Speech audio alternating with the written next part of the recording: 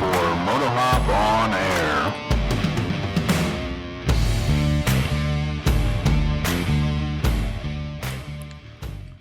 Well, we made it to episode 3. Woohoo! I think that's how I opened episode 2, but it has been a week. It has been a night. Yeah, well, it has also been a night. But yeah. I was worried I wasn't going to make it. I'm running on pure adrenaline now. We're good. Well, it's been a week since we officially launched the podcast. Interesting developments in multiple ways. We have our first hater officially. I think that means we've made it. I do believe so. But of course, it came from Reddit, though. Well, of course. We're all haters. I mean, I think they moved from Facebook. You know, it used to be Facebook where you'd get all the hate, and now it's, and then it was Twitter, and now it's Reddit. Yeah, I mean, I feel like there's always been a different level of hate or cesspoolness between Reddit and Twitter/X. No, I don't think anyone's ever going to refer to Twitter as X. We're just going to keep calling it Twitter until Elon either runs it into the ground or changes the name back. Yeah, because, like, what do you call a post? Is it an X or is it a tweet or... I don't know. But like, it would be very funny if we do call a tweet an X now, and they move and there's no intention that I've heard of them doing this, but if they move their data center to Texas, you can say, all my X's live in Texas. Womp womp. What if you delete an X? Is it an XX? I guess. Well, bunch of topics I want to cover tonight.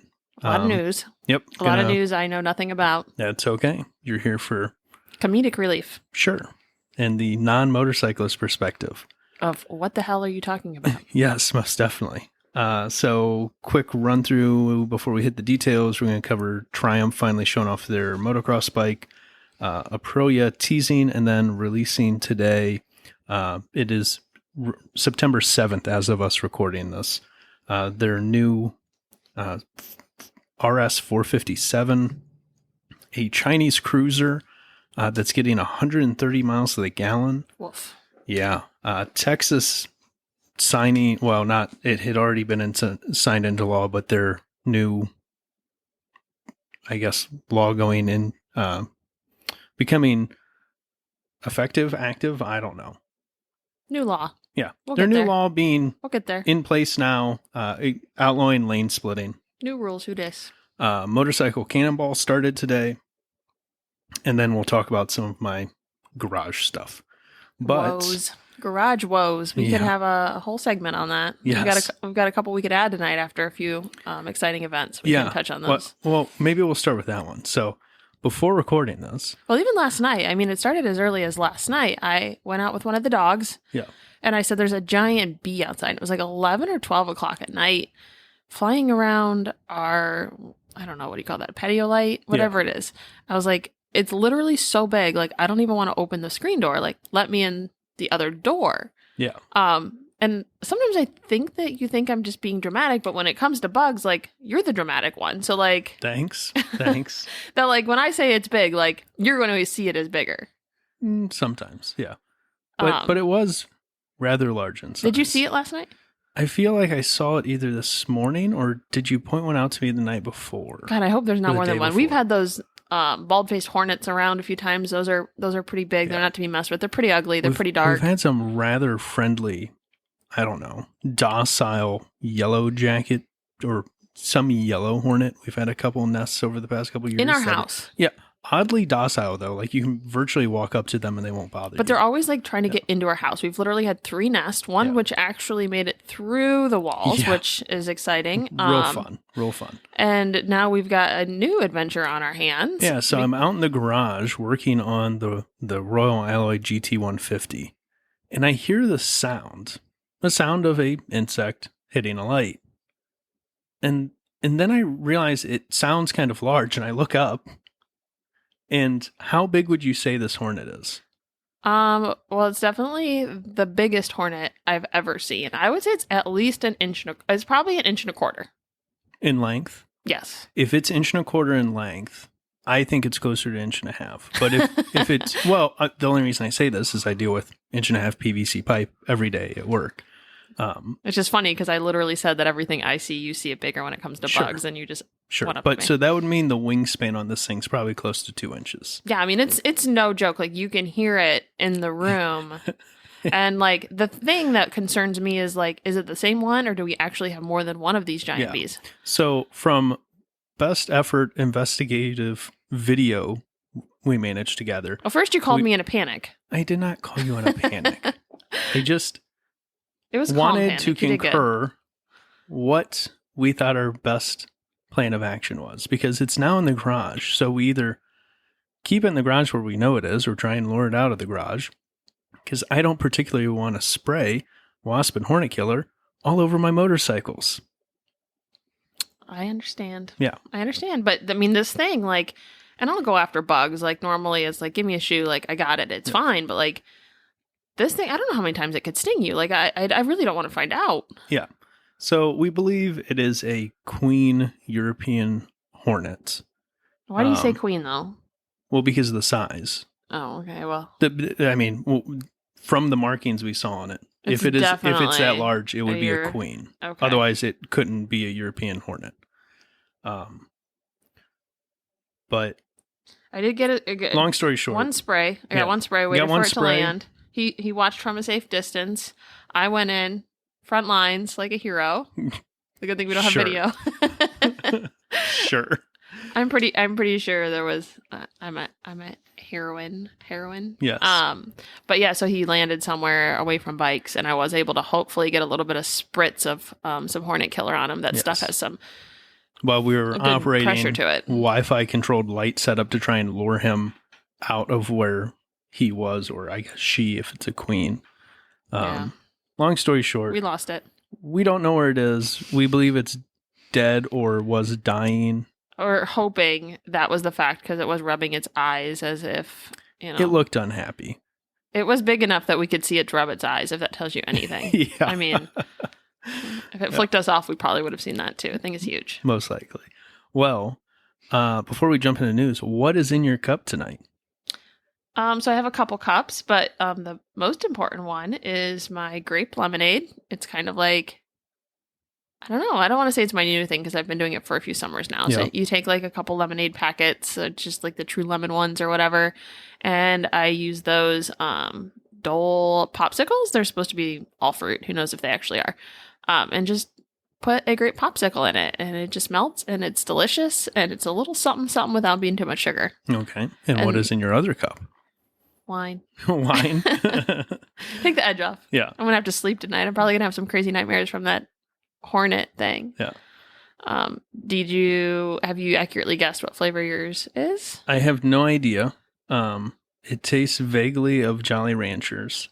It is Kool-Aid that she made me. It is Kool-Aid. So I was cleaning the pantry. It's probably expired, but we're living on the edge here. And we've It's learned okay. that there are worse things that could kill us, like giant bees. Generic Kool-Aid, in fact, and I made it in a Tupperware for the sake of nostalgia. Because Tupperware is the best plastic container for beverages. So I heard. Yes. So Kool-Aid. We're in the depths of summer now, and it I just have no idea. seemed like right. Red, pink. That's pretty much it. It's supposed Yeah. to be tropical punch. It tastes but like, sure. tastes like I red see that. pink. Yep. Yeah, I mean that's about what Yep. tropical punch tastes like is red. And then my other cup-ish. ASMR, get close. Yep. Is going to be a garage beer, which is an actual brand of beer. Yeah, when you told me you wanted those, I was like, what do you mean? Like any beer is a garage beer if it tries hard enough. Nope, this is actually garage beer. In my one of my favorite koozies, it is the potato. If you've not seen the potato design from V&M USA, you should look it up. We got it at Fuel this year Yep. in Cleveland. Yep, saw it at gentleman was wearing a shirt with this design on it last year at Fuel. I went out and found myself one, and then they had koozies this year, and it has a eagle over top of a V-twin with a banner. It says potato, and it says if it ain't broke, it's about to be. And I want some tots Yeah. or fries. Yeah. But that is normally how I feel about most of my motorcycles, Sportster included. Poor Sportster just sounds like it barely makes it through that potato. I swear it's going to stall out every time. Well, let's start with Triumph's motocross bike. Now, are we allowed to talk about motocross bikes? Are those motorcycle enough for you? Yeah. Okay. It has 2 wheels and a motor. It's true. So, to the shock of everyone, I think, it looks like every other motocross bike. So why is this news? Because they released it, finally, picture of it, so we can all see what it looks like officially. And this is their first time entering that sector. And really, the motocross segment, with the exception of electric manufacturers, was dominated by the Japanese Big Four for a very long time. And then kind of KTM to some extent. Husqvarna's dipped their toe into it a bit. So for Triumph, predominantly street motorcycle brand to get into motocross, I don't know, it's an interesting point. So they pick the best riders there are and tell them to tell us how great it is. So Yeah, I mean, if Ricky Carmichael says it's pretty great, I'm going to believe it's pretty great. yeah, most people probably don't ride like Ricky Carmichael. So I'd like to see like a normal person, like an average person on there. Like same like I think they should do for the Olympics, like have the Olympic people. And Like like the an swim. average Joe sprinting next to them. Yeah, like if you're swimming, you should have like an average person next to it to put into perspective how like amazing these athletes are. Otherwise, you're just literally like, okay, cool. Like a good rider rides great. Like what does that mean to me? I can just envision I'd watch the Olympics if that happened. Michael Phelps in one lane, and then like, I like to think of myself as a decent swimmer. I'm nowhere near that. Even like a college, not even a college athlete, like a high school athlete. I feel like a high school athlete's probably better than the average person. Like maybe not, I mean, sure, there's always outliers that are absolutely like prodigies, but like better than most of us. They are like professionally trained athletes, but they're not like college athletes yet. You know what I mean? Like Yeah. I would like to see like a good high school athlete up against these guys. I mean, sometimes Olympic athletes are not that far out of high school. Well, I get that, but I don't know. I just want some sort of like pacer, like human pacer, not like, you know, the best of the best being like, wow, this is great. It's like, yeah, most people aren't going to max out the power of whatever they're riding probably on average. Yeah, I mean, but if you want to see the limits of a platform, like a motocross bike, you have to put someone on it who's going to be able to ride the bike to the limits of that platform. But the one cool factor point it gets for me is it's black. And I love black. I can't wait to see the price point and compare it because to me, I'm like, ugh, marketing. Like, want me to just paint your panels? You can probably buy stickers for the other panels if you want them black. So it'll be interesting just to see you how could swap black plastics onto any bike. how it thinks it can fit into like But the like, market. if they embrace black as their like factory color, that means like all of their factory team apparel is going to be black. It's true.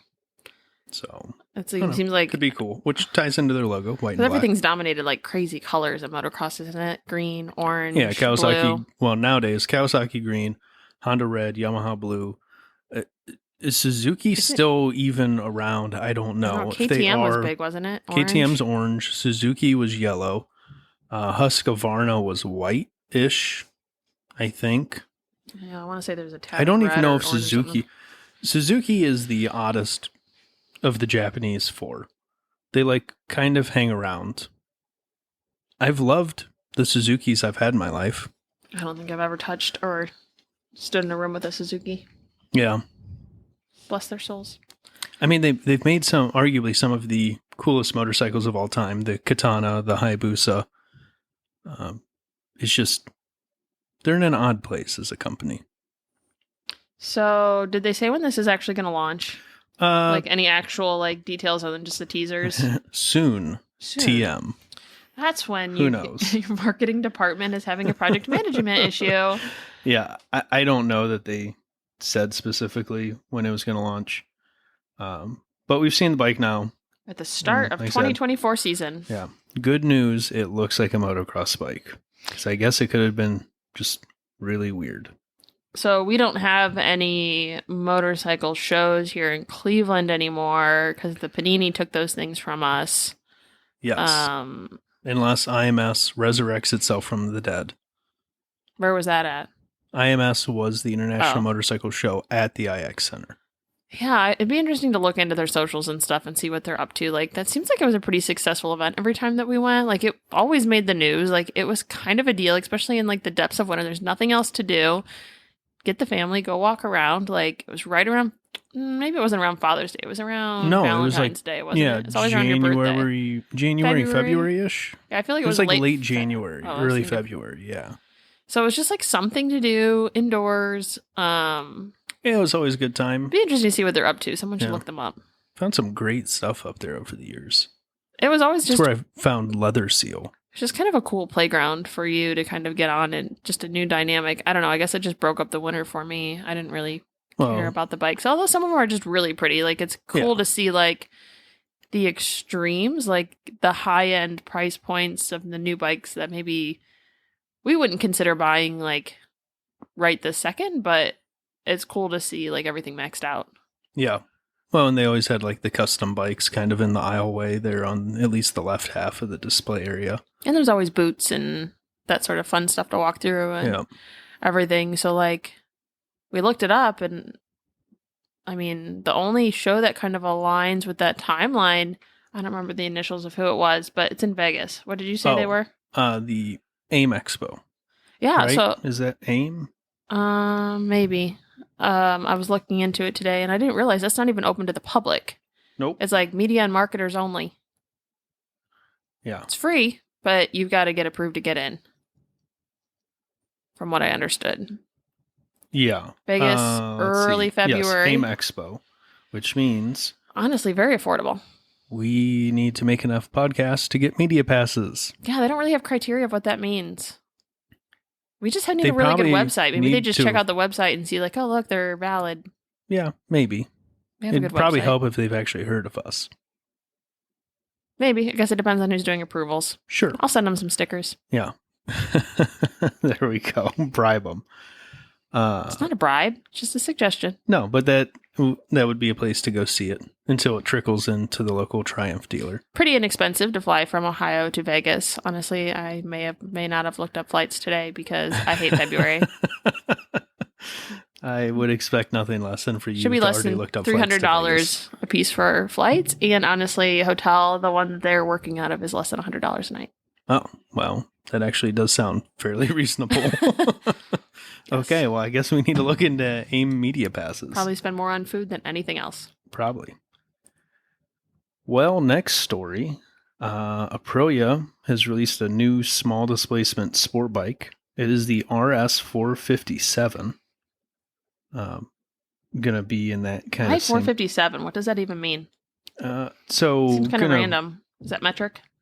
Yeah, I mean, so that's going to likely be the displacement of the engine, 457 cc's. But let's see if everything's such an even number normally. Yeah, I mean, I guess not always. More of the European manufacturers like to go to obscure numbers. It's always the Japanese that are rounding to like even numbers, even though the engine itself is an obscure, odd displacement. Yeah, I think they have more media up than they did yesterday. Yeah, it was announced today. They actually showed it off today. We were talking about it yesterday, and it was just like a shadowed out. It was a cool picture. Yeah, I mean, they had a little leak of like a silhouette of it, teasing it. Colors are great. Yeah, I actually rims are striking. Vaguely excited about it from the outline. I am, unfortunately for you, significantly more excited about it now that I've seen it. Garage is full. Well, I'll just that be you taking up all of the spare space we had. I'll swap the one Aprilia for the other because I'm sure you won't notice this replacing a scooter. Yeah, with my luxury passenger princess back seat. What is that? Like a 2x2 inch square cushion they put on the back? I'm sure that's not for me. What is happening? But yeah, RS457. Small displacement going to be in that Ninja 400 Yamaha R3 range. I like KTM the look 390s. way more than a Ninja. I mean, I like the look of a Ninja, but this really is a sharp looking bike. The way that they come in at a not ridiculous price point. They put in all those cool random color accents that I've never noticed. Like, I don't know, maybe it's just the rims, but those little color accents really just, I don't know, give it life. Are you looking at the one with the super red wheels on it? Mm-hmm. Yeah, that's a sharp looking. So Black overall, red accents, Aprilia A outlined lot in of red red on the front accents. fairing. Not even just Yeah. small, like No, like the entire wheel is red. Yeah, Not like consistently red rim throughout. strip. Yeah. Looks like they're also going to do a white version. It kind of looks matte. Think it's matte? Oh yeah, maybe. it definitely is. Look, if you look at like the middle of the page, Yeah. the ones with the rider on it, definitely looks matte. Now, didn't you just say that you were indifferent on another matte bike? The white one does not look matte. Only the black one looks matte. To Oh me. yeah, I agree. And then it looks like they have a different black and red colorway as well with black wheels. Yeah, I don't know that I necessarily would seek out another matte finish bike. Pictures are so good. They really are. So, let's see. Performance numbers we've got here. Do they give us anything? Engine block. Yeah,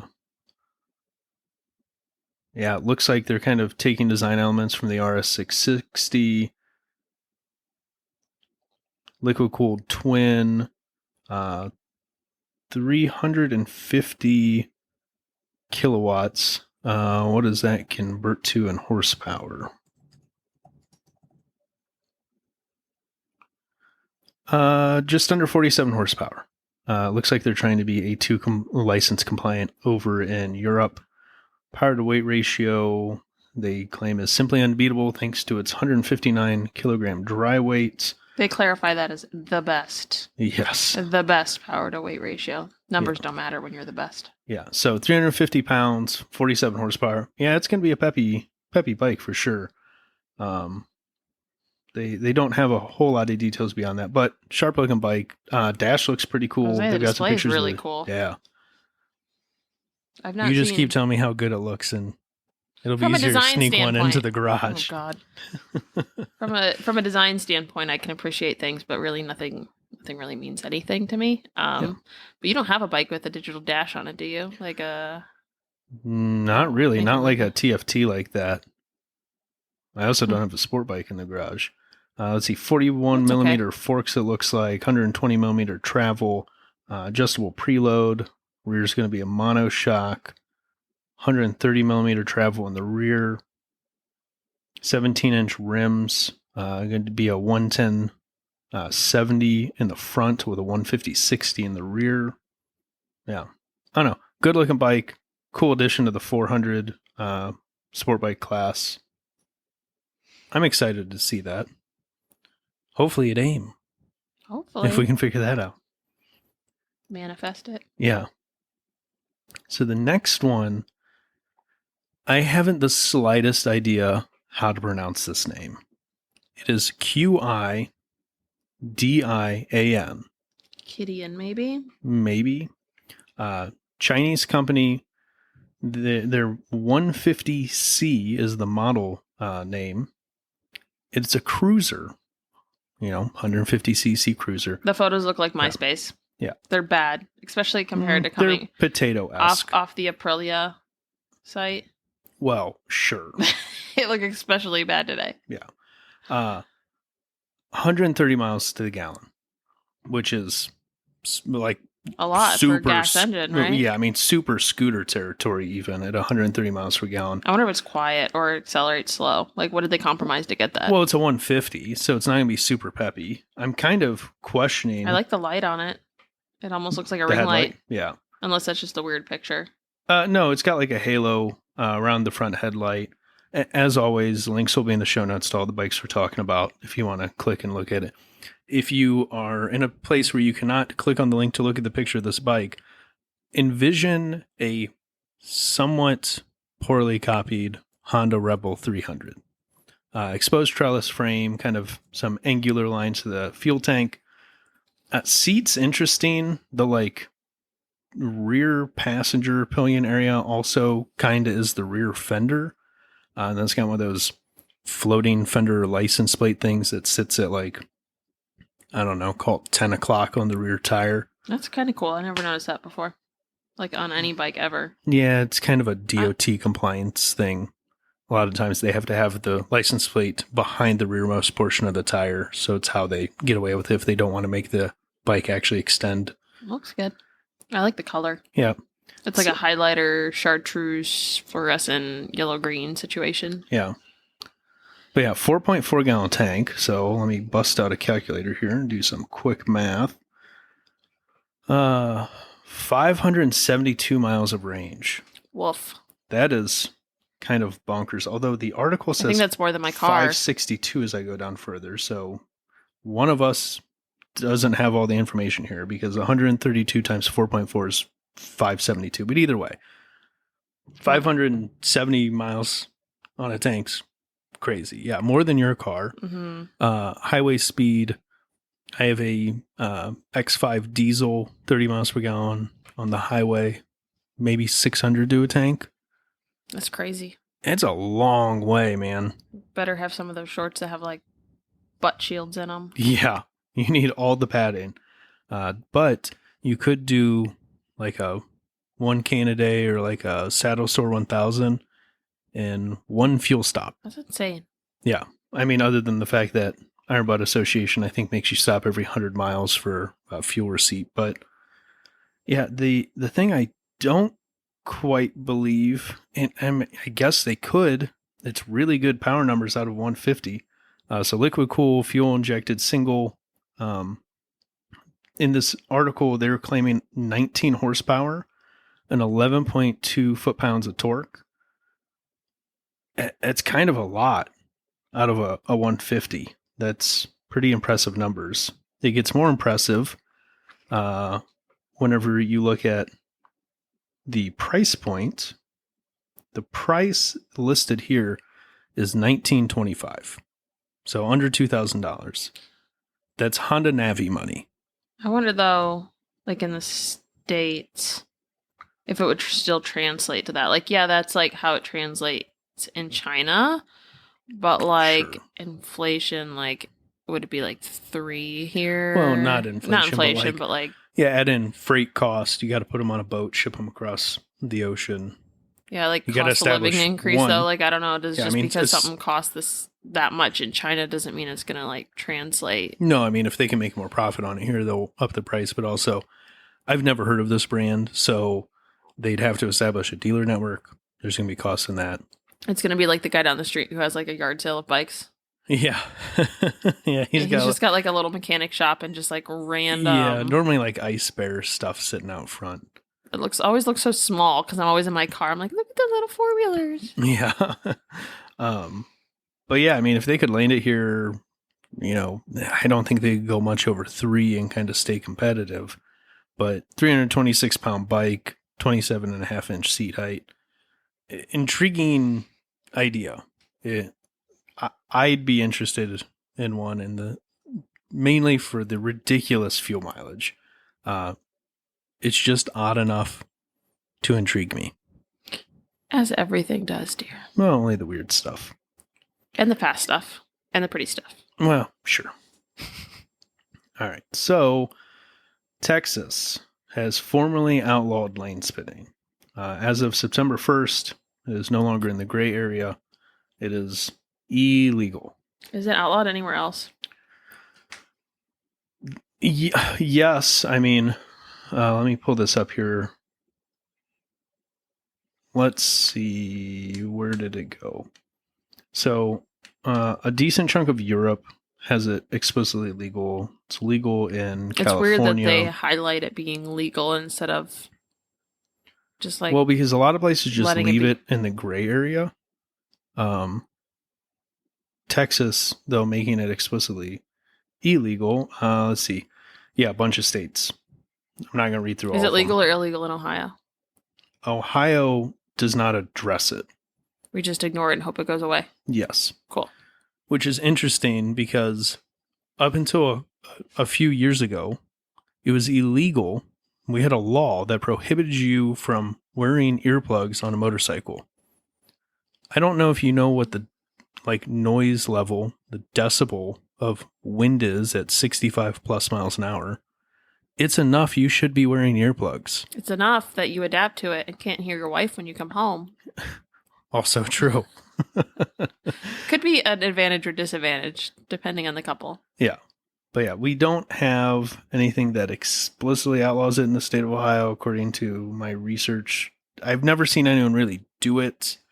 Where we live, we don't have enough traffic that it probably even matters. Yeah. I mean, road construction maybe, but Yeah. Bummer that they're outlawing this. As someone who probably would not lane split, but does find lane filtering intriguing from the safety aspect. And you look at California, where if it wasn't for lane splitting, can you imagine how much worse traffic would be? yeah, you want to like incentivize it a little bit to encourage people to drive smaller vehicles. Yeah, I mean, there's just so much traffic in the cities of California. yeah, I mean, without a bike, I don't know. It just seems crazy every time. I went out to California, I don't know what, like 10 years ago. And like here in the morning on the news, you'll have like a little blip about traffic. I remember whenever I was Vista, California area, turning on the local news, and it was like, here it'd be like 55 minutes of news and 5 minutes of traffic, and there it felt like it was flipped. They have like a traffic channel. Yeah, it was like 55 minutes of traffic. Sounds awful. 5 minutes of news. I bet it's probably the same every day though. Yeah, but I mean, so you get a motorcycle, so you can lane split and cut through all this, and Texas is like, nope. And Texas is, oh man. Between Texas and Florida, it's like they're just like at war for the worst. Yeah, I mean, it's intriguing to me because you have a state that the cultural identity of that state is kind of firmly anti-government, between, Gadsden flags and remember the Alamo. You have very independent people, and, here they are telling you what you can and cannot do yet again. It's too hot to ride in Texas anyways. Yeah. It's still 110 degrees for a few more months. Yeah. I don't know. It's bummer to me. If you're not a member of the AMA, I think I mentioned this in episode 1, consider joining. They fight against things like this. There's mixed research on the benefits of lane splitting and filtering. I can see major benefits to lane filtering from a safety aspect. You never want to place yourself between two cars anytime you can avoid it. By putting yourself next to a car at a light, you're less likely to be rear-ended. Because they're not going to hit you, they're going to hit the car. Yeah, that would be something, honestly, like, that, I don't know, I fear being rear-ended in a car. Being rear-ended in a motorcycle is horrifying. Yeah, it doesn't really look good. There's not a lot back there to absorb the energy on a bike. No, it just gives me all the bad vibes. Yeah. But when you contrast, we've got a decent amount of states where it's illegal. We've got a handful where it's kind of this mixed bag. Is it a couple that it's legal? Is it a primary offense? Yeah, they don't mention that it's a secondary, so I would assume it's a primary offense. Depends on the person, depends on the cop, depends on the day. Well, I mean, as always, law enforcement officer, it's at their discretion to enforce it. Let's see. Yeah, California appears to be the only one that has legal lane splitting. Few have legal lane filtering. A whole bunch are illegal. And then about a handful of us left are in this kind of weird gray area. It looks like, Ohio, Kentucky, West Virginia, North Carolina, Idaho. No, before you go. Before you go on a road trip. When you contrast this to the rest of the world, though, is where it gets interesting. Most of the European Union, lane splitting is legal. They mention most of the time when you start looking into this, places like France, Spain, Italy, Netherlands, it's virtually expected of you to be lane splitting and lane filtering on a two-wheeled vehicle. Traffic flow kind of depends on it. So if you want to ride your bike over to Europe, go for it. Yeah. So the other thing that started today was the motorcycle cannonball. Have you ever heard of this?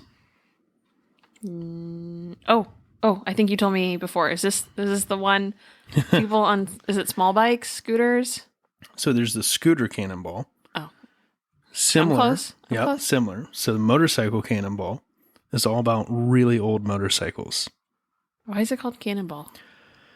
So based off of the Cannonball Run, both a movie and a thing that occurred, I've also told you about the Cannonball records that have been broken. Yeah, I think that's the what... traditional Cannonball run for record is New York to LA, which I believe the motorcycle time, I'd have to double check. I think it's around 24 hours, might be a little under 24 hours. So finally. do people do this as a group? I didn't click your link.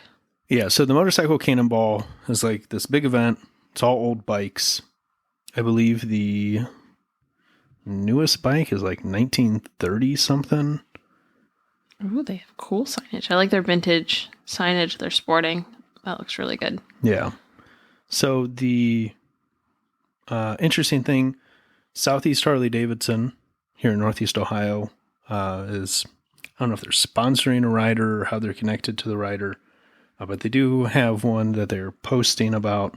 Let me get his name. David Baird. He is riding a 1925 Harley Davidson JD model. Like some of these are like mopeds. Yeah, I mean, that's where motorcycles started. They were Well, I know you say that, but like I bicycles with didn't engines. realize like they almost look like bicycles in the parking lot in the one picture, and I kind of disregarded it. But now that I'm looking at it, I'm like, oh dang, these are like old. I mean, Yeah, like no barely transmission, motorcycles. single speed, going. Wait, so how long far do they go? distance. They do go long distance, so there's probably a lot of stopping based on the like required maintenance. It looks like they stopped in Virginia Beach today. So they started in Virginia Beach. Oh. That's where they're starting from this year. And let's see here, where are they ending? Should have went. Yes, pre-1933 bikes, for reference. That's insane. That's almost 100 years. That's 90-year-old bikes. Yep, they will be stopping in Oceanside, California. 110 years what they'll do for like 100-year-old bikes. Yeah. So starting in Virginia Beach, progressing across the U.S. I wonder how long Let's it'll take them. They're supposed to be in Oceanside by the 24th. 24th. Oh, that's quite a bit of time then. 7 minus 24 is what, 18? Yeah, whatever that is. No, it's not. 2 weeks would be the 21st. So Yeah. 2 weeks, 17 days. Oh. Do they camp? Or, do you know? Do they stay in hotels? Most of the time they're in hotels. A lot of maintenance because these bikes were not really engineered most of the time to do these distances, especially a lot of the older single speed ones. The fun part is when you hear these guys talk about it, they will talk about having to build speed to try and make a hill. Hey, you do that on your little bikes. Sure. But they're doing this all the way across the country. A whole herd of them. A Can you whole herd of imagine? 'em. It probably sounds like that hornet flying around the garage, that little buzz. Yeah, I mean, just absolutely wild What a to cool see experience, some of though. these And if your bikes, bike is going to like have problems or break down, why not do it with a bunch of people who are going to like face the same thing? Well, yeah, and You know? understand the challenges. Yeah, I mean, think about old, like early Harley Davidsons belt drive, not like modern rubber toothed belt, like leather belt. Like, you know, when we go to the engine show and they've got like the cloth belt on the steam engine doing the like sawmill. Yeah, like that. Like, I wonder if people do it every year, if there's one of those like one and done. oh, you mean do people go back all the time? Yeah. I don't know. They hold it every other year roughly. they got to do have time this. to fix their bikes. Yeah. Well, Source parts. source one. Yeah, you know. Yeah, it looks. That'd be cool to like, I bet you it takes them kind of like a while. Ooh.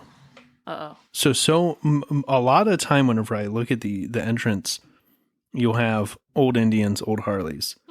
There is a 1928 Moto Guzzi Sport 14. Hope it's not for sale. No. Oh my God. I mean, not yet. Yeah, go to the website, check it out. Oh, they have a I'm on Instagram. 1929 Scott Flying Squirrel Deluxe. I don't know what that means, but I am down for anything with the name Flying Squirrel. But yeah, follow on Instagram, check it out, follow along. they're just cool old bikes you don't see very often, especially covering this kind of distance. That's part of the reason why I like it so much. As much as I appreciate museums existing and collectors existing to preserve, the history of these vehicles, part of the history is also using them, and to see these bikes not ever get a chance to, run down the road, it's kind of a bummer sometimes. So for events like Motorcycle Cannonball to exist and get to see all these old bikes running across the country, pretty cool. Oh, it used to go Portland, Maine to Portland, Oregon. Yeah, they change the route, I believe, every time, just like that's Scooter nice. Cannonball. That way it's different for the same people who do it every time. Yeah. So you're saying if the route's different, we can do it every time? Don't put a we in here. I'll meet you there. We? You can be my support vehicle. Oh my God. Now I just have to buy an old bike too. So far in this episode, I have to buy an Aprilia RS 457 and a pre-1933 motorcycle. Yes? Is that what the count is up to? I don't even have a snappy comeback. I'm just okay. Well, just remember that, because now we're going to go into my next discussion. I'm gonna need like something to sleep in. I'm gonna need some sort of glorious camper van or RV for me and the dogs. There we go. So we've also done a bit of riding in the past week. I got you out for a little bit on the scooter. Hot second. Yeah. We went around the Solid Portage Lakes here, and 3 miles. yeah, it was a good night ride. Than that, but yeah, that's quite a ride for you sometimes. And then I've got a 1981 Honda CX500 Custom. It has the factory Honda line fairing and factory Honda line saddlebags. She's a beaut. She is. Bought it from the original owner. Love the bike to death.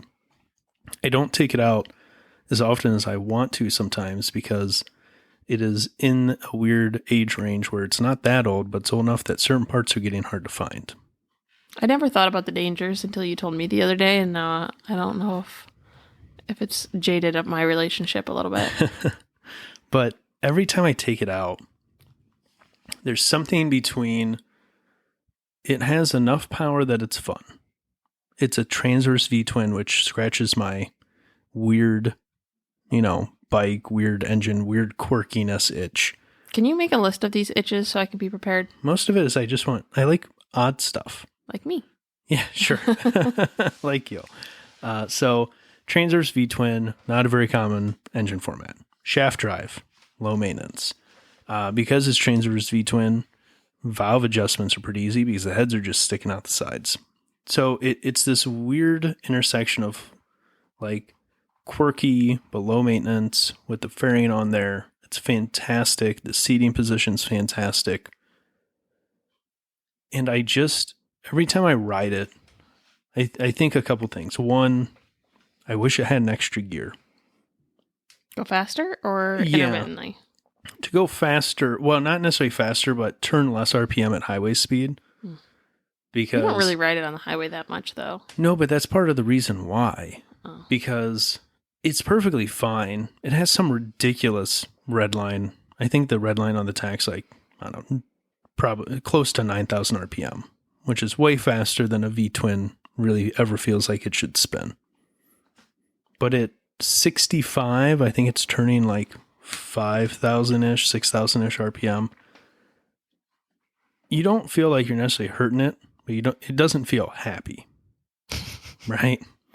I hope you can feel my happiness or lack thereof as much as you can with the motorcycle. If only men had as much emotional awareness with their partners as they do with their motorcycles, the world would be a different place. We'll take it out this weekend, and I'll put you on the highway at 65 on it, I'm and scared you tell me. No. You will immediately be like, "You're right. This thing doesn't feel happy." I believe you. Especially, I don't generally feel happy. I'm holding onto the white knuckling the oh crap bars on the back. That's why I like it. It's got a nice handlebar for me to like. It does. Hold Big on cushy to. Seat, nice grab handles in the back for you. But yeah, so I wish I had an extra gear, but I also wish there was a modern equivalent. There isn't? Would it be like the Goldwing? Well, no, I mean, because I want something like, yes, Goldwing's fantastic touring motorcycle. right? There's plenty of awesome touring motorcycles. I don't necessarily feel like I need big displacement engine, but I'm indifferent on the subject. The 500's peppy enough. It, gets me excited whenever I want to punch it somewhere. But I mean in the sense of low maintenance, weird engine configuration. So the closest thing I've been able to come up with, other than I've got to figure out potentially a fairing solution, is a Moto Guzzi.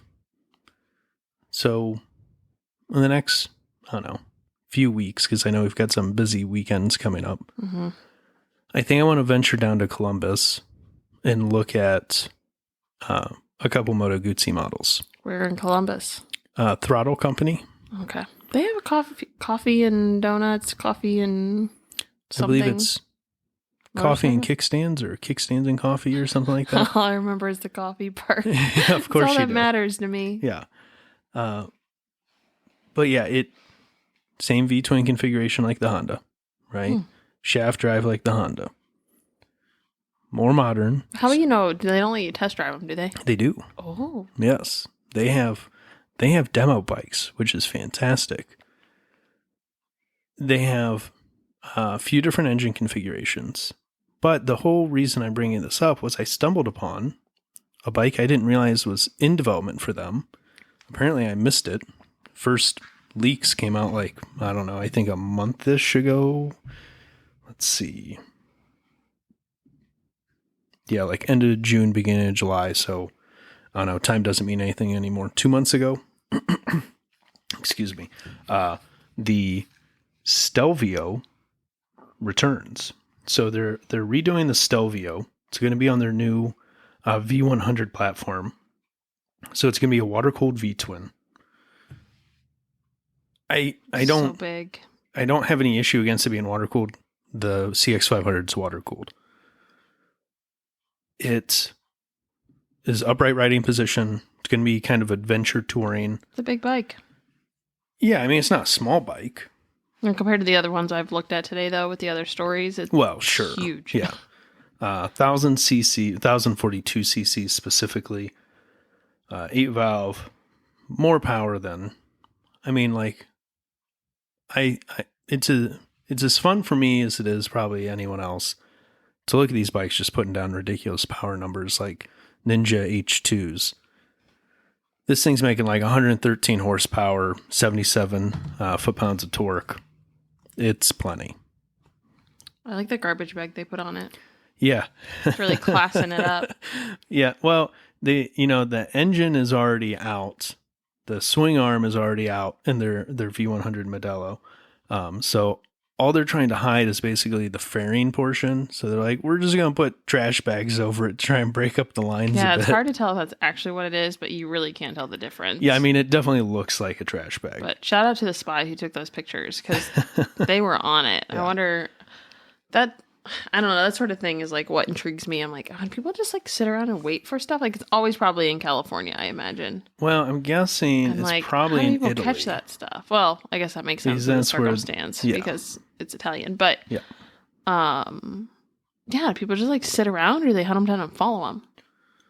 I mean, they probably have regular routes they ride. If you're near the factory, it's where you're going to find the prototypes. You can camp out for weeks. I want to hear the story behind this photo. You want to interview the person. Sure, the bike is cool, but I want to know about the paparazzi. I want to know his story and how much, first of all, how much he got paid and how he got these pictures. The secret of marketing is so cool to me as compared to okay, cool, you got a new product, but how you launch it, the buzz around it, that hypes me up. That's a good question. Was this actually an intentional leak by Moto Guzzi? Inside job of kind of they're good pictures. Motorcycle spy photos, reach out to podcast@motohop.co. We'd love to interview you. I'll give you stickers. Yeah. It looks like it could be a cell phone picture. Honestly, it's not overly impressive. I mean, it's a good picture, don't get me wrong, but it's daytime. I could easily see this being taken on an iPhone at low speeds. But yeah, so I think I want to go ride their V7, the V9. The V9's the one I find most intriguing from the looks aspect, and then try the Mandello, try the new engine platform. I don't necessarily know that I feel like I need the latest, greatest engine based on like power numbers, but the prospect of the seating position that appears in the pictures here, It was And- comfortable. yeah, it looks like a yeah. bike I can ride for a long time. That's the goal, right? Yeah, and Would you replace one of your current bikes? Hypothetically.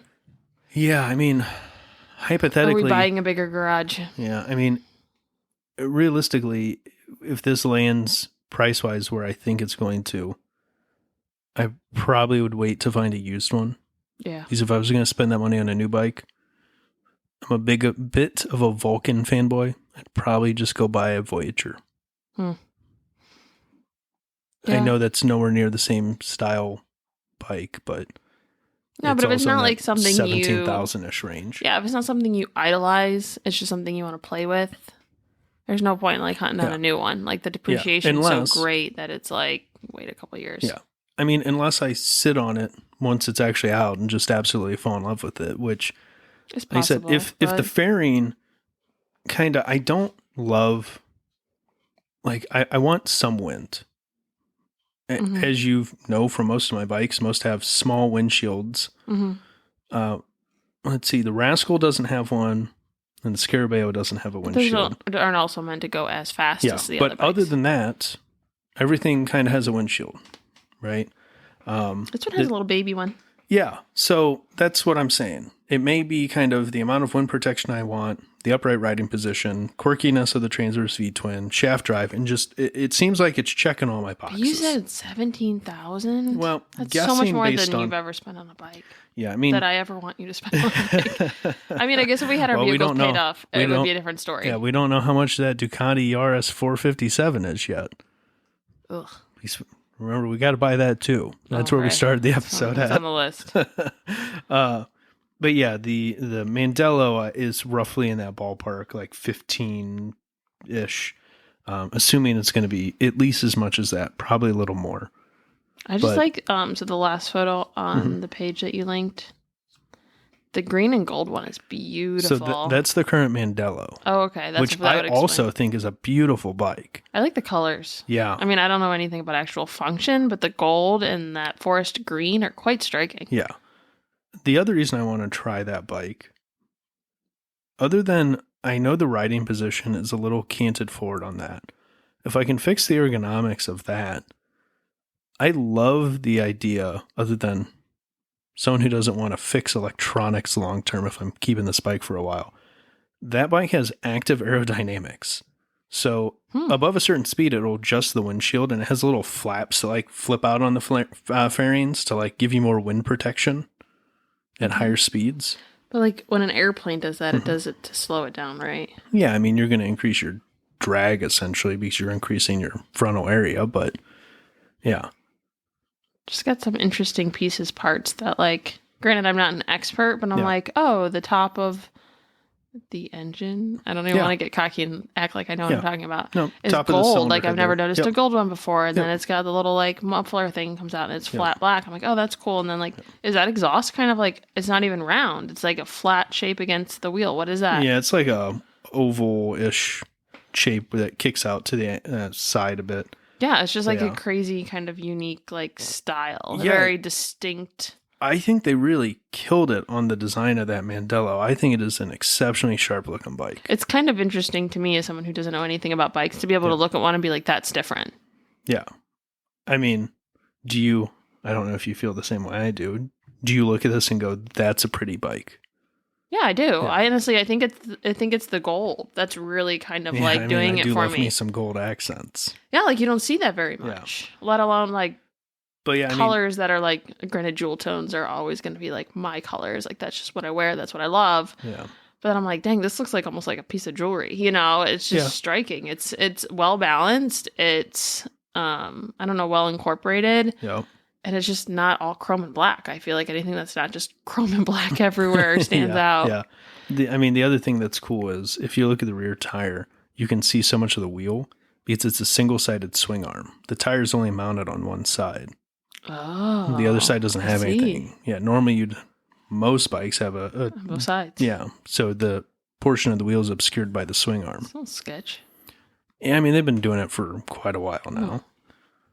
I mean, not Moto Guzzi specifically, but just single-side swing arms have been around for a while. But yeah. So we need to have Columbus trip at some point. Go look at those. So, garage projects I've been working on. My motorcycle lift, I think I finally have figured out. That thing was, I don't want to say it was bad news because it was a wonderful gift by your wonderful mother, but Yeah. when that thing was delivered, do you remember the story of the delivery of that thing? It showed up. So I work from home. Yeah. He does not. Yeah. It shows up and there's this fairly small, I mean, I wouldn't call him frail, but he was a thin delivery man. And how much does this thing weigh? Like 300 or 400 pounds? Like it's all cheap steel. Yeah. Like So it's heavy, Chinese right? pop metal too. So this guy who's like probably weighs maybe 30 pounds more than me. So let's say he's like under 200 pounds easy. You know, he's like 180 pounds. He shows up and he's like, oh, well, like, I think your mom paid extra to have it delivered, like moved to the garage. Yeah. And he shows up and he's got like this, like, I don't know. It's like a shopping cart, right? Like it's got the wheels the size of a shopping cart. We have a gravel driveway. And he's like, so what do you want me to do with this? I'm like, I don't know. Driveway's back there yonder. Yeah, it's like, what, 300, or the garage. 300 feet maybe from 200 or 300 feet yeah, from, I mean, probably from like the 200 road. feet from the right? road. But like yeah. if you can't wheel it up there, what makes you think we're going to be able to like have anything in order to get it back there? But we have a loose gravel driveway. Yeah. And the guy's like, well, what do you want me to do with this? I'm like, well, you can't leave it out by the road, right? So like, thank God, like I deadlift and stuff because I'm able to like probably take off at least a solid 100 pounds. Like it's a moving wheelie situation. So dolly, like yeah. dolly, yeah, 4-wheel dolly, kind of like a Costco shopping cart or something you get at Lowe's. And so I'm like able to, you know, and people see like a small woman and they're not going to ask me for help, but I'm like, dude, I'm the only thing you got here, bro. Like we got to tag team this thing and you need to like shut up and let me help. Yeah. And so we were able to get it up to like under the awning of the house. So our garage is detached. So it's probably further from the house to the garage than it is from the street to the house. Oh, 100%. Yeah. House is probably third of the way between the garage and the road. Right. So we like get it out of the rain and stuff. I'm like, okay, just leave it here. And I think it was on a pallet even. Like this thing is a beast. Yeah, it was on a small pallet, like real tiny. Yeah, I mean, and it was like in a crate. Yeah. And so like, you know, he acted like it was the worst thing ever. And I'm like, dude, like, why is this my fault that you apparently didn't read the small print of the fact you were supposed to deliver it? Like they don't ask any details. Like I said, like, what's the material of your driveway made out of? Here's some tiny wheels. Yeah. Like, oh my God. And I remember me and you trying to take it back and like both of us tried to lift at least 100 pounds of it, you know, and walking 200 feet. And like, yeah, no, I think we wheeled it back on something. Yeah. No, it has wheels and we use those little tiny wheels and drug it. Yeah, to the back. Oh my God, the thing, it just came with a tude. But it's been fantastic since getting it set up. Up until, I don't know, You got it a couple years ago. Let's say it was probably 3 to 4 years ago, would be my guess. Again, time is just a construct. I have no idea anymore. It was Since the pandemic, I would say it would have been like the Christmas before, if not before then. Yeah. So like Since 2019, the pandemic, 2020. It could have been yesterday or 6 years ago. I'm not sure. Somewhere. Well, I just blacked out for a second. But I'm pretty sure it was before because I otherwise right. I would have been like weird about him breathing on me through the endeavor. So, but yeah, I think it was probably like 2019-ish. Yeah, it probably costs twice as much now. Yeah, probably. But yeah, it's been fantastic. It's served me well. Just like a little hydraulic pumpy thing, right? Yeah, it's got a little foot pump. At some point, it'd be cool to get like an electric or air-powered one. But it's been plugging along, meeting my needs, doing a great job. Up until, I don't know, I guess maybe it was like 8 months ago when it first started to leak. And then, because it wouldn't go up. Well, originally? no, so first it was leaking fluid onto the floor. So Never kitty good litter sign. and more hydraulic fluid or jack oil and, you know, some stop leak. Because and I a didn't few feel positive like tearing, affirmations along the way. Yeah, because I didn't Don't feel swear like at it. You'll tearing just make it apart. mad. Yeah. So looked online, finally found parts breakdown. Apparently Harbor Freight does actually sell parts to these things, but you have to like call a phone number, which I don't want to call a phone number. We're millennials. Just give me a part number and let me order it online. Give me the diagram. Let me fax it in for you. Yeah. So the lift mechanism is essentially a bottle jack. I pull it out. There's a little piston that basically is what builds the pressure to move the fluid and actually inflate the jack, essentially. And it had an O-ring seal on it of some sort that had just worn out. That's where all the fluid was coming from. Because who knows how long it even sat on the shelf before you got it. Well, and I'd been using it, again, at that point for, 3 years? Yeah. Lifting bikes up and down. And to, lift a bike, that little piston's got to go back and forth a whole bunch of times. Yeah, because you got to pump it up. Step on that pedal a bunch to get it up. So, found an O-ring, got it all back together. That was probably, I don't know, couple months ago. Mm-hmm. Pre-fuel. Because I remember before going to fuel. So it would have been like June. Yeah, July. it was probably June. Yeah. Because the Honda has got a small leak at the water pump. Ordered the water pump gasket. I had put the bottle jack thing back together. Thought I had it all sorted out. Pumped it up and down, stood on it, made sure it was building pressure and everything. Thought I had all the adjustments right.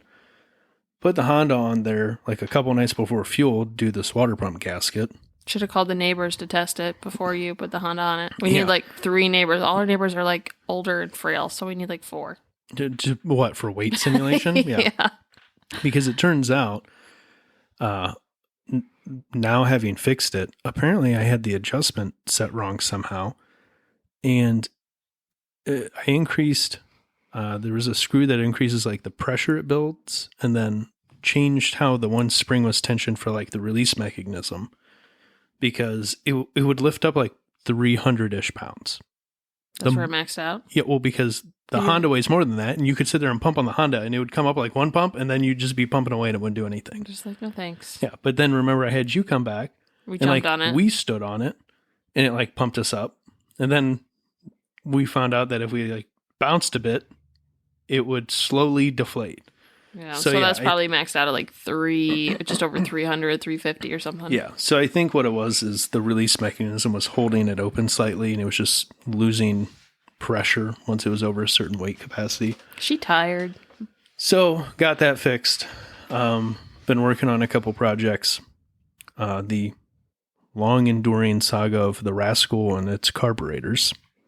You've been tinkering with that thing since you got it. Yep. I thought I had it figured out. That I finally got the jetting dialed in. Man, it was revving nice. I didn't even know what a idle. Carburetor was until you got the Rascal. Yeah. Now we're BFFs in carburetors.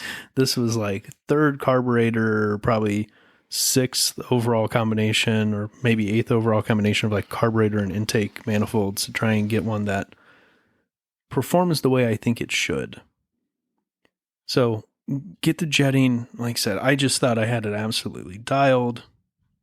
It's idling nice. Ride it from the garage up to the house. Grab my helmet. Tell you I'm going to take it around the block. I get out into the street. I get into the throttle. Right as it's coming off the pilot circuit onto the needle, it just falls on its face. Not only does it fall on its face, it's now backfiring. Neighbors are hitting the deck. Yeah, just all the way down the street. It sounds like if you're familiar with the cars backfiring, they'll do that intentionally with a burble tune. It's so bad. Yeah, it was like that, all the way down the street. Good thing we have enough people who set off fireworks randomly that Yeah. they probably didn't even think anything of it. Now, wide open throttle dialed, because if you pin it wide open, it runs, I think I'm 95% of the way to maximum, perfectness at wide open throttle. So my options were... Could you even run it wide open throttle in our neighborhood? Well, that's the funny thing is, basically what I had to do to get back and not be doing this backfiring all the way down the street was wide open coast. Wide open coast. All the way back. It's okay. The neighbors, they know us. Our street is short. It's dead end. I'll just send them stickers. Yeah. So frustrated with that. Moved on to the next project. And I do think I actually finished this one. Wrap this up tonight before the Hornet incident.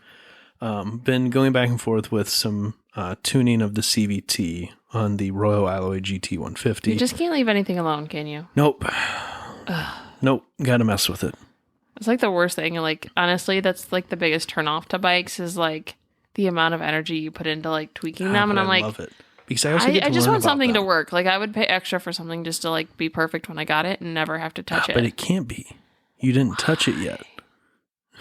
Oh my God. It just stresses me out that it's like, you Well, know, if so- anything, if like someone wanted to leisurely ride a bike but not like work on it all the time, is that even possible? Yeah, I mean, they're just not Anything? getting the full experience. I think I'm okay with a partial experience. Yeah, that's fine. I mean, working on bikes isn't for everyone, but I feel satisfied in my understanding of scooter CVTs now, at least mostly. If anyone's got an awesome guide or like in-depth dive onto like scooter CVT tuning, reach out. Love to read into it. I don't understand why there's not like a calculator. And I've come across a few other people online that feel the same way.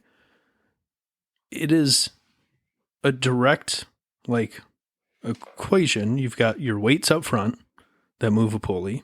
Then you've got the contra spring in the rear that's applying the opposite pressure on the rear pulley to change the size of the pulleys in correlation to each other, depending on wheel speed and engine speed. I feel like I should be able to punch in the rider weight, scooter weight, maybe engine power, realistically, probably engine RPM, like target RPM or max RPM, and then like maybe a top speed and or acceleration profile. This is the Royal Alloy you're tinkering with? Yeah.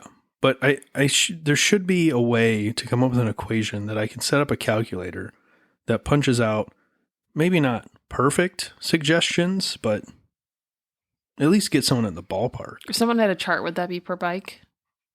Well, not necessarily. They said if we could come up with like the weight, the engine speed, and like your target top speed. Okay, so if someone out there has this or knows someone who has one, Matt will write you a app code something or other. Yeah, I mean, I could come up with the programming to put this on a website We if just someone's need the got data. the math. Yeah.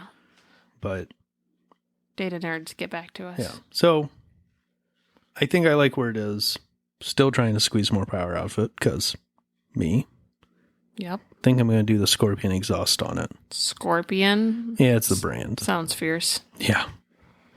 You know, I think it'll pick up like Scarabeo with a scorpion. no, the GT 150 with the Oh, Scorpion. that sounded so much better the other way. I'll have to But- Google it. Yeah. Still chasing just a few more miles an hour.